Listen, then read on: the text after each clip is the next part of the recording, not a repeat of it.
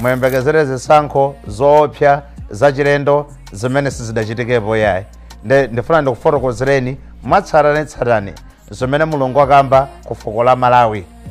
I know kuti pali azineneri osiyanasiyana amene akunenerera, koma ine ndikupanga challenge kuti mukadzafika 2025 mudzapange revisit zinthu zimene tikukamba panozi, chifukwa ndendende mudzazipeza. We have a track record imene Mzimu Woyera amatithandizira kuti sitiyankhula zinthu zimene ife tikufuna kuti tingoyankhula kuti basi taona kuti anthu akuzitsata. No, we come here to convey zimene mulungu atiuza kuti tiyankhule ku fuko la Malawi. So ladies and gentlemen, ndofuna kuti munditsate ndi chidwi, chifukwa tsiku la lero ndimene ndikupereka prophecy komaliza. Ndakhala ndikukamba kumpingo kwathu ku Holy Paris Cathedral kuchireka uko za zimene mulungu atiuza, koma zimene mulungu atiuza zokhuzana ndi 2025 elections zapanozi nzachilendo entirely different from zimene ife tikudziwa. Ladies and gentlemen, 2 Mafumu chapter 6 amakamba kufunikira kwa prophet neneri. Chifukwa tikamakamba anthu ena amati ayi mukambitanji zandale, God is over all, he is over politicians, he is over the country. Matter of fact, this country is a God-fearing nation. 2 Kings chapter 6 verse 8. Then the king of Syria warred against Israel and took counsel with his servants, saying, in such and such a place there shall be my camp. 9.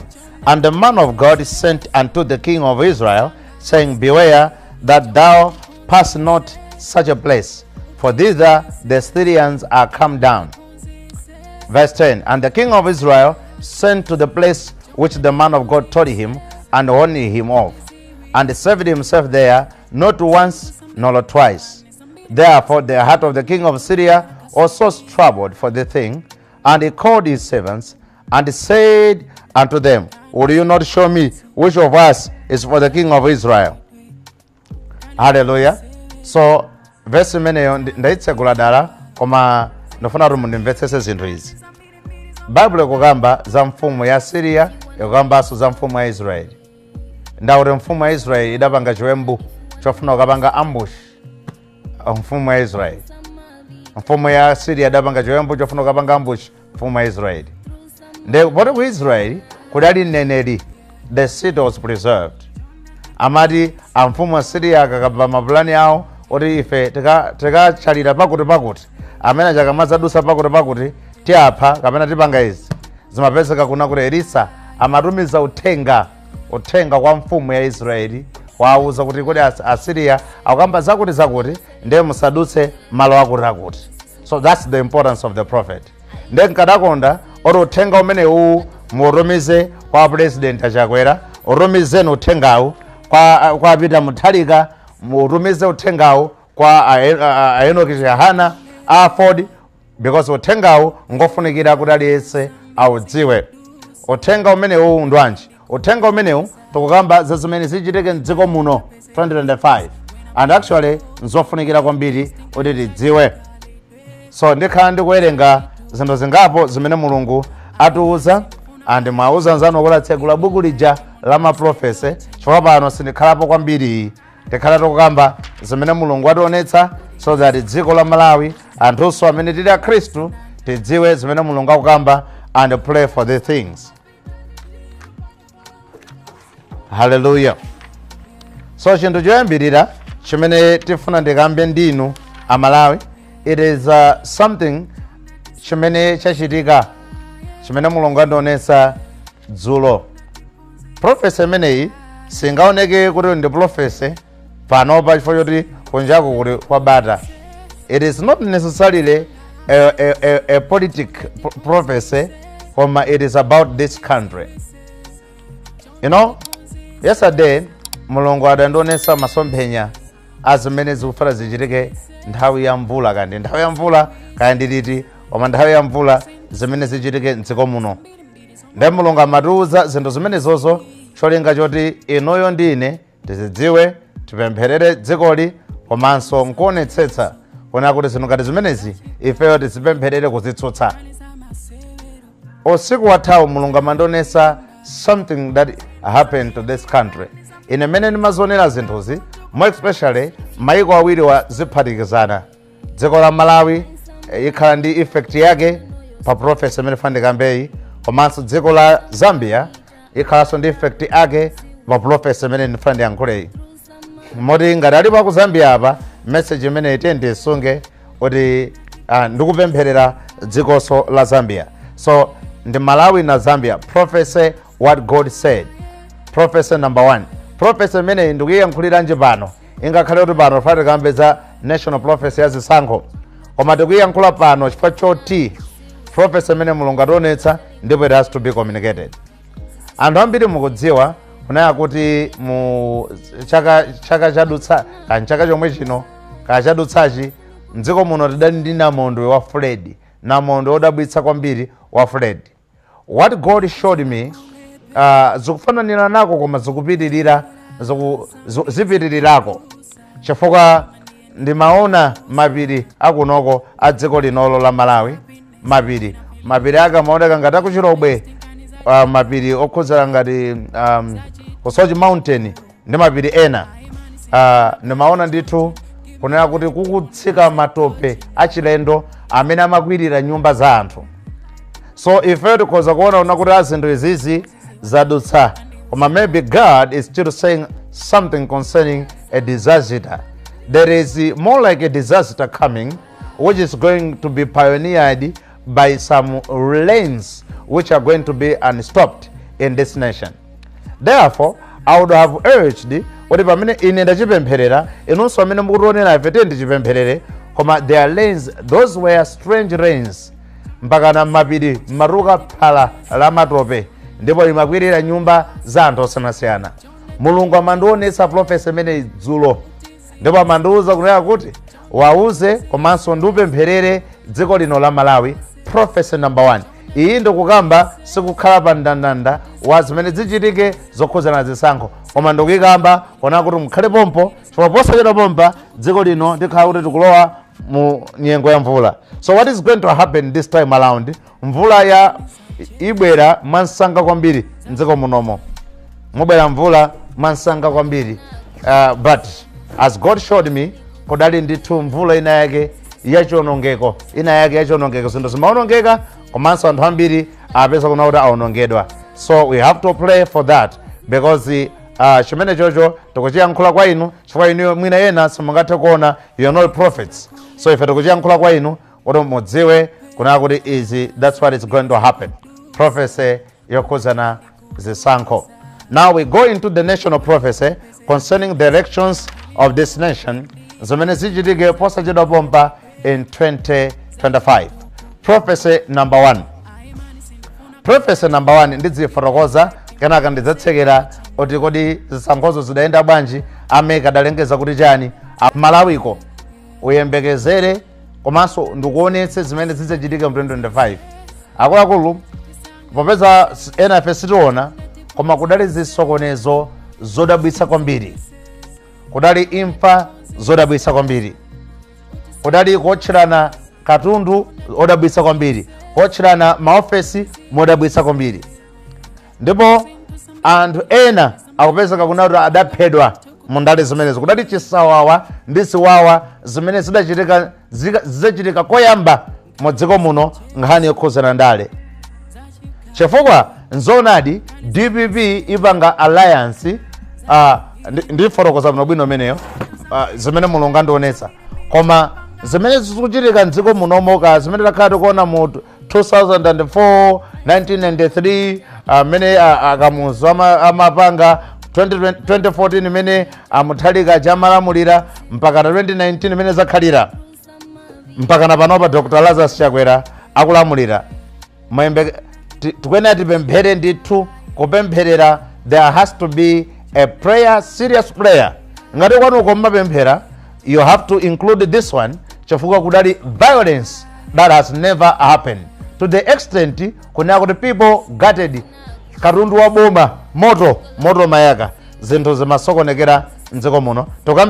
Tukambirato panopa kudali chipwirikiti chosiyanasiyana, and actually chipwirikiti chimenecho chidapangisa anthu ena ake kuti akakhale in the demonstrations. Therefore, I want us to know and pray for that. Prophecy number 1. Sito chedwapo pano. Prophecy number 2. Prophecy number 2, it was to do with alliance. And when I want to go to MCB sakanda alliance, koma in the prophecy number 2, nemaona nditu zibani nditu ziwiri zoreka ziwiri, china chachikuluko china chaching'ono chimene chidapanga patina ndi MCP on 2025. Ndati china chachikulu chipanicho china chaching'ono chidapanga patina ndi MCP mu 2025. So that's what is going to happen. And actually zimene zizi ndi zimene zifuna zibweretse ife ona kuti we as Christians, what should we do to pray for our nation? Now ndidadzaonanso I saw DBB, it had many alliances, it had many branches. DBB had many branches. Most people had allied with the DBB on 2025 presidential elections. Now, this is what is shocking. Prophecy number 3. Prophecy number 3, God showed me matter to do with presidential elections in court. Matter to do with presidential elections in court. Zifananiranko ndi zimene zidachitika mu 2019 mdziko muno, pamene chipani cha UTM ndi chipani cha MCP chimakamang'ala ku koti kuti zisankho sizidayende bwino. Andi nkhale pazakhala ndithu zino ngati zimenezo kuti zipani zina zidzavomereza kuona kuti zisankho bwanji zidachitikaso, because the court system this time around there will be issues. The elections will not just be accepted. Ngati zisankhozi zidzavomerezeke kwayambirirako, just know kuona kuti they will be contested for a number of months. What did I see? I saw that padalibe political justice. There was no political justice in this country to do with who became a president of this nation. So this is what I want to tell you. Prophet Ntuba, in my prophecy, what I saw and what God showed me. Nimaona one person here, like this government, itaberesedwanso in power. I saw like this government was repeated in power, was declared kuti yawina zisankho zimene. On the other hand, when God showed me mene zayendera zimaonekera kuna kuti we needed to pray for political justice in the political system. What I'm talking about is, in the vision that I saw, it was declared more like kuna kuti President Lazarus Chakwera wapambana zisankho, something like that. President Lazarus Chakwera wapambana zisankho za 2025. And when the Lord was showing me that, ndimapeza kuna kuti God showed me kuna kuti there was no political justice in terms of dispatch of election results and many others. Ndi anthu ena amene otsatana now, because there was a little difference between Professor Arthur Peter Mutharika and Dr. Lazarus MacArthur Chakwera in terms of election results. But DBB believed that the ones who won the elections. I'm not going to say, I'm just telling you what God showed me. But I say, ndaga mbaba mu 2022, 2023 kuti zisankho zaberedwa. And matter of fact, for the vision that I saw, zisankho zidaberedwadi. I don't know kuti adabera zisankho yondani, komene nonkukuwuzani zimene zidaoneka zisankho zidaberedwa. And this is a repetition of what I've been saying. Kuti zisankho za 2025 zidaberedwa, ndipo kuberedwa kwachitikadi. Ndipo DPP had to find certain things. Ndi anzawo UTM ena ndi anthu ena afford, because it appeared like that.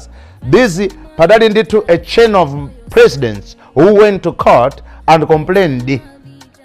Ndipo Zerazo, it's more like a computerized system that we cannot try to discuss here.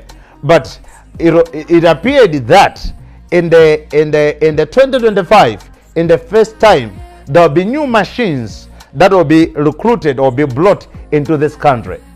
I don't know what the use of the machines, what they're going to use, but I saw new machines being brought into this country. So there were a number of systems. The system was not really put, it was questioned. So timaona kuna kuti MCP ndi alliance partners, they didn't believe, they didn't say kuna kuti ifewo aluzadi kapena sadavomereze nawo kuna kuti zisankhozi zili motere. So there was a fight, a very big political fight in the government between DPP and the MCP. Then the friend kuuzene bana Malawi ndakuzana kale ndanena kale kuti zisankho zizaberedwa. Ife sitodzora zaberera ndani koma ndinongokuzana zisankho anthu amene akuzatsogolera zakhauri zaberedwa, and we needed to pray for this nation. I gave my prophecy in 2022 and 2023 and said, let us pray that he who wins must win justly. I gave that message because I saw there was no really some kind of justice were compromised. So we have to pray for our judicial system. We have to pray for Meki. We have to pray for our president who is now a president. We have also to pray for DBB. We have to pray for Professor Atabida Mutarika. We have to pray for Enoch Jehana. So there was a big fight. Most parties took MCP into court because of the same presidential elections. So padakhala ndithu pungwe kamene dziko la Malawi sikadathandize because it led to many malfunctions. Timafuna tikambe kuti as we go mpakana into 2025 kwaja yathu izikhalabe kugwa mdziko muno, and actually ifeyo Malawi and most Malawians and the pastors, churches, everybody, people are complaining everywhere because of the situation, how things are in this nation. It doesn't zovuta basi sizimasanga kuti awanda abusa wasabusa tonsefe tikuzona zovuta zimene zochitika mdziko muno. Chimene mafuna ndikambe nchakuti Amalawi awena atathawirebe kwa Ambuye mapemphero because zovuta zindezipitilira kuposera apapa. I'm talking about our economy. So let us pray. Our judicial system should be good. Let us pray for MEC to be good, because I saw that certain people use the dubious ways in terms of elections, and it compromised the credibility of the results, and that's why people took each other to court. Mpakana mene nimaona ngati achipana amene kuti awinewo sadalengezedwe kuti ndi amene awina, iwo they believe kuti awina ndife, and justice mene nimaonera vision imeneyo imaoneka kuti yotero koma ifunikira mapemphero athu. Everyone should pray for this nation. Ifeyo mulungu amusanga kale munthu okhala president, and I told you about a political party, a president running with a woman vice president.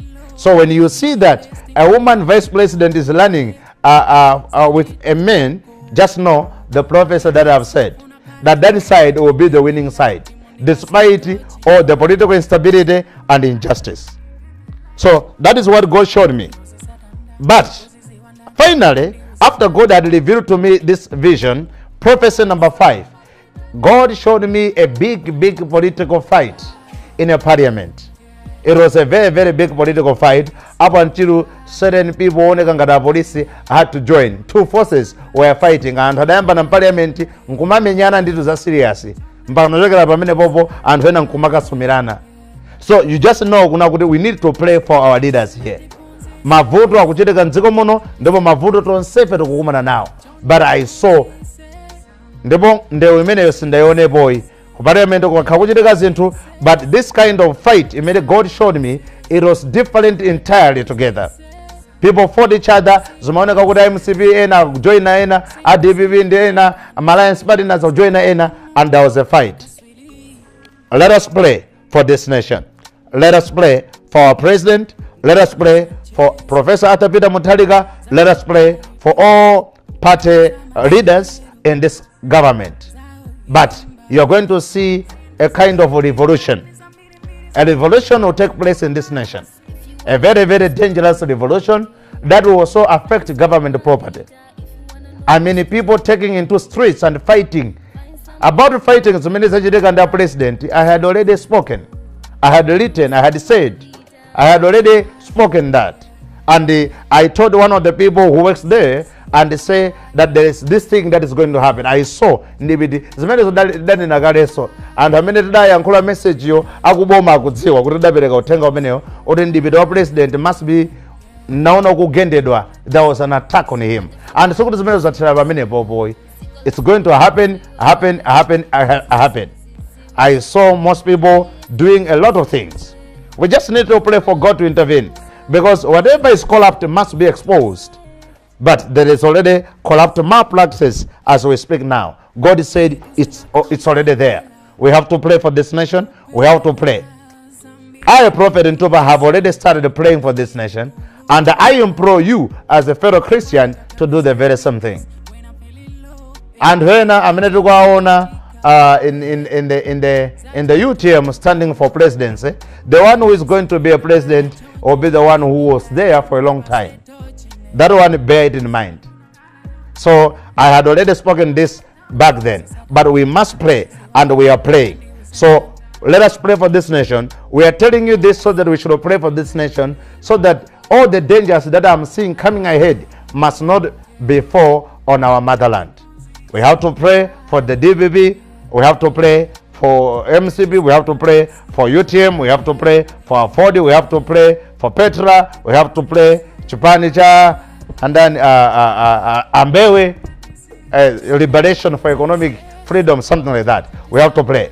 But I have never seen elections like what is going to happen this time around. This one is going to be very, very dangerous. I mean, to a layman, dangerous to people in the villages. There will be fight against each other, and we have to pray for that. So finally, dear Malawians, I want to leave you here. This was the message that God spoke. And remember, the new machines will be recruited come 2025 in the beginning of the year. There will be new machines here recruited, which really deterred the accuracy of presidential results. My president, so this is actually utenga wanu koma zisango zidaberedwa. We have to pray for this nation. Because what I saw, it was like certain people were brought into this country from different countries, and they were here employed by certain gurus and moguls, and they were here just to tamper with how computerized the system of the government to do with elections were happening. So there will be different people who will be coming from different countries, or be here employed by some people just to tamper on the system of elections in 2025. So we have to pray for this nation, because the problems that we are in will end with them this year. Possibly, God willing, in 2025 we may see a shifty turn of economics. But one thing that I want to tell you, Malawians, is what God showed me, which is a positive change in the time coming, how young people were voted into many influential powers in politics, and they were in government. This is the first time where you're going to see many young people in parliament. So to me, I call it a change. Why do I call it a change? Because we are going to adapt to new policies, new system of new forms of governance, and also that one will be very good, because there will be introduction of new ideologies which may help the country at large. May God bless you, and may God bless Malawi. But we cannot come here without praying for our leaders in different countries, in different sectors of governance, and all the religious leaders, and all things that are happening. Shall we pray? Our dear Heavenly Father, Lord, we want to commend unto your hands